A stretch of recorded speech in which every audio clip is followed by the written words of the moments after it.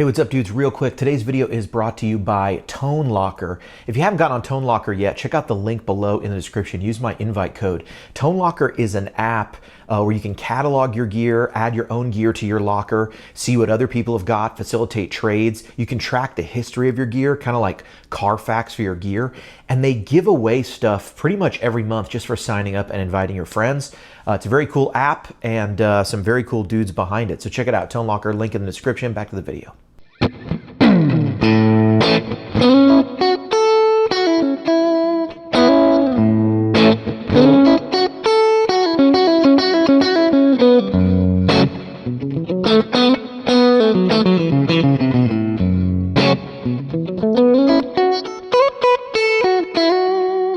What's up, dudes? HW here. How you doing? How you doing? It's a beautiful morning in Nashville. Staring out my window, watching Fender cease and desist letter videos. Are you? I mean, it's like broken my YouTube feed here. I watched KDH. I watched Phil McKnight. I watched John Cordy. I watched the Tone Nerds. I watched everybody. Tim Pierce had a really great video on it that I think really sums up how we feel as players. And I got friends at Fender too, man. And I'll tell you, I have this great Fender guitar. This is one of my favorite Fender guitars of all time. Goldie. I bought this thing at a Fender Custom Shop event. It's first shop in my town that had Fender Custom Shop. I bought it that night. They gave me a great deal. This was years and years ago, like 10 years ago. And they're a lot more expensive now.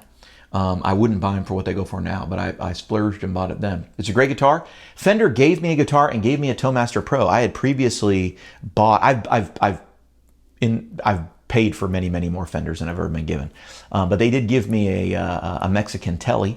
That was very nice of them. And I have some friends over there, and they gave me a Toemaster Pro. I'd actually purchased a Toemaster Pro and a cabinet, ended up selling the Toemaster Pro, kept the Toemaster cab. Later, they gave me another one and asked me to, hey, check it out, maybe make some stuff for it. They're trying to really push the Toemaster Pro and get the community up and going. And it's a nice unit. It's not my favorite unit, but it's a nice unit. I really enjoy actually dialing in tones on it. And I wish it had a capture technology and stuff, but I actually made a bunch of stuff and it's up on the website for it. And I had a demo I was going to put out actually this week. And I'm not going to put it out right now because they got a lot of people are upset with them over this whole thing. And, I got to tell you, it's a confusing thing because, I think in this industry, a lot of people just feel like, hey, there's a lot of people that have made businesses over the past 50 years and making Strat bodies. That has not been a protectable thing. Neither has the Telecaster body. Neither has the look of this pickup. Neither has the exact look of this bridge or the look of this knob. Those are all things that we're not sort of defensible. We're not, trademarked, protected. And so this decision, by this Dusseldorf court, which, is what it is. I don't really know anything about the law or about trademark or whatever. You're not going to find an expert on this channel on any of that stuff. But, it's one of those things where you just go, man, what's the future look like? And so I was thinking about this, and sometimes from challenging events like this, right? Let's say here's what I think is going to happen, right? Someone's going to challenge Fender, and there'll be some legal case about it, but for a little while there's going to be some fighting, right? And so I take a company that I really like. I really love Sur Guitars, a company like LSL. I look at these companies and I go, well, what the heck are they going to do, right? And I think, well, they're going to be smart because they're smart, right? Sur really led the charge of this whole style of roasted neck, kind of a classic Fender looks with hot rodded playability, classic looking guitar with maybe instead of just the 9.5, you get a compound radius board, put the humbucker in there. Sur pickups are just second to none. They really are amazing. There's other great pickups out there, don't get me wrong. I'm a big fan of Lambertones, big fan of a lot of stuff, but I love these pickups that Fender made. But the Sir stuff is really, it just balances so well together. I'm a big Sir fan. But I think, what is someone like Sir going to do, right? Do they want to go defend against all this? Do they want to do... And I think, honestly, what Sir's just going to do is they're just going to go like this. They're going to go, hey, the Classic S doesn't go there anymore, to Europe. And you know what they're going to do? They're probably just going to make a modified S body, right? And they've made modified S bodies before. Dude, they could take the more modern Pete Thorne looking kind of body that's a little more squared, right? I wonder if they could take the actual Fender body and modify it just like they've done with the JM Pro. I think the JM Pro body is better than the Jazzmaster body. I'm a big JM Pro guy. I have 3 of them right now. Look, there's one right here. At first glance, a lot of people don't even realize this is not a Jazzmaster body. It's actually modified and made slightly different to help with the contours. It's slightly smaller, but you don't. Your eye doesn't. It doesn't even hit you that way. I don't like Jazzmaster bodies more than I like this. So what I think is Fender's going to try to do something like this, and they're going to go, well, hey, we'll be the only ones who can have that iconic, look and design and stuff. But I got to tell you something. Silver Skies look close enough to Strats that it doesn't matter. Silver Skies look close enough to Strats that I don't think it matters.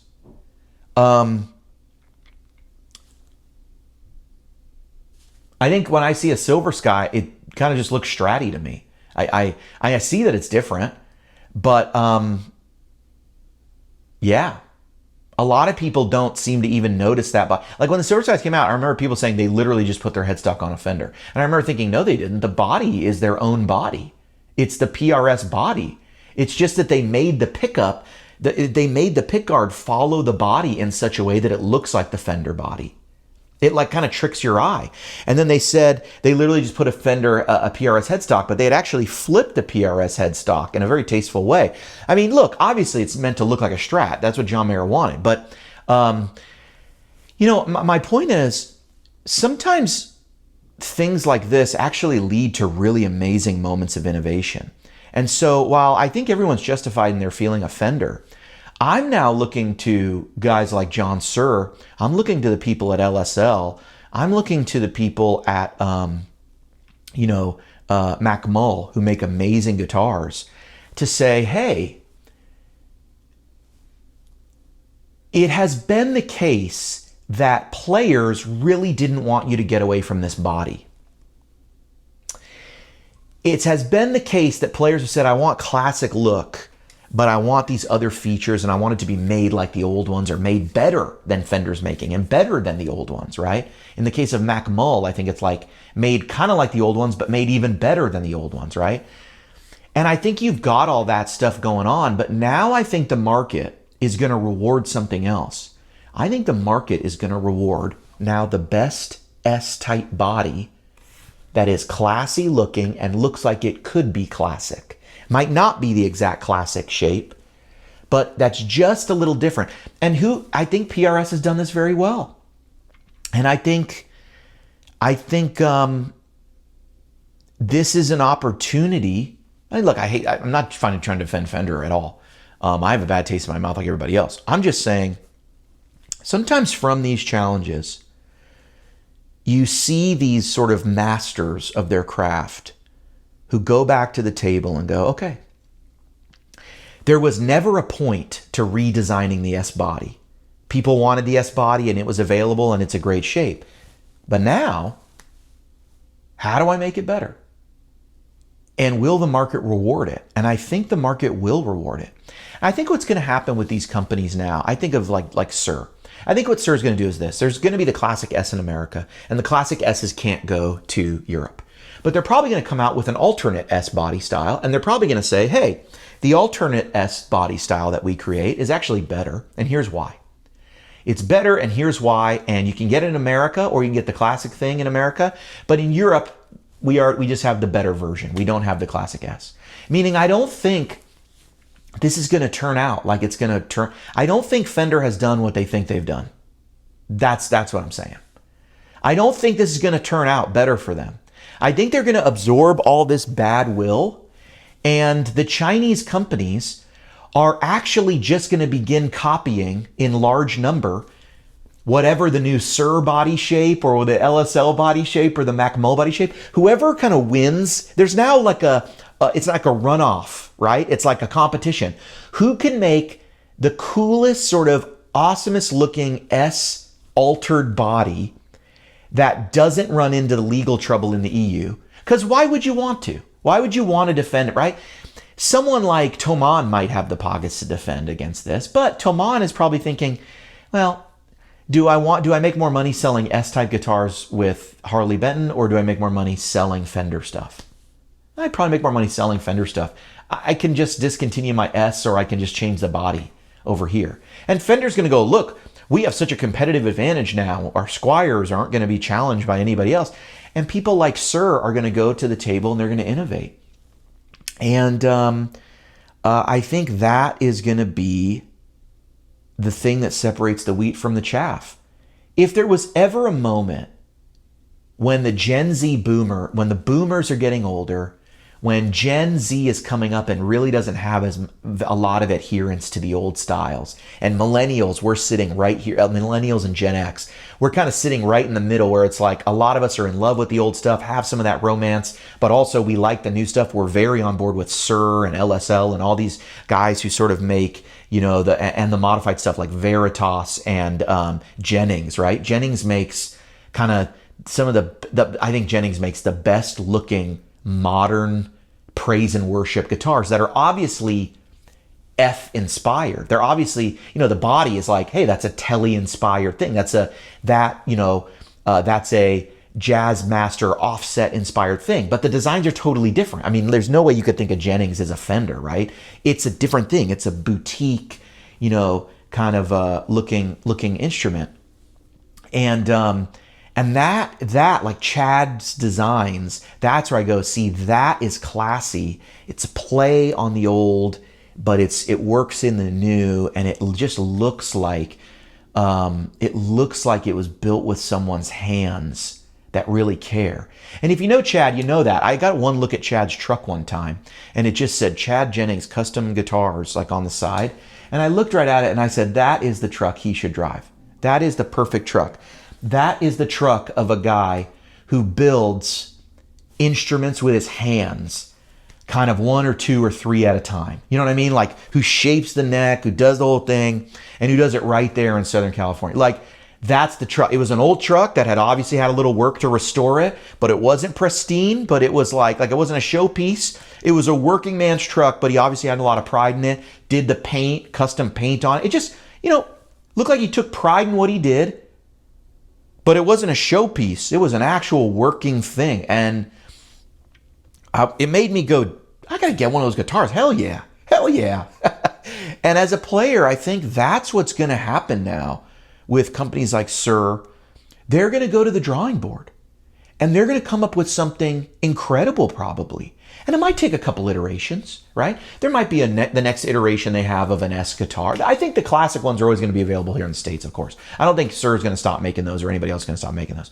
Japan's not going to start, or China's not going to stop making those and sending them to the States. But there's going to be an alternative made for Europe.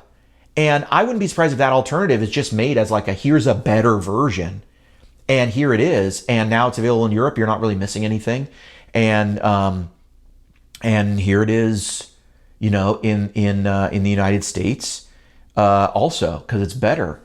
And I think in the end, there's a version of this story where the spirit of this industry, which is creativity, innovation, right, a commitment to excellence, and an honoring of sort of the history that we all love, and I think in a way share in.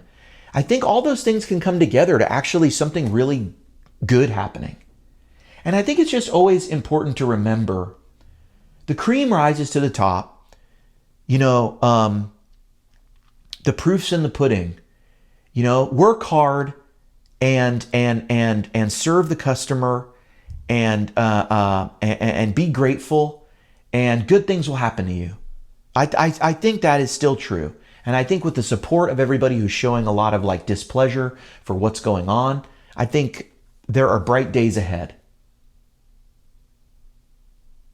And I think a lot of you think that too. I'm HW.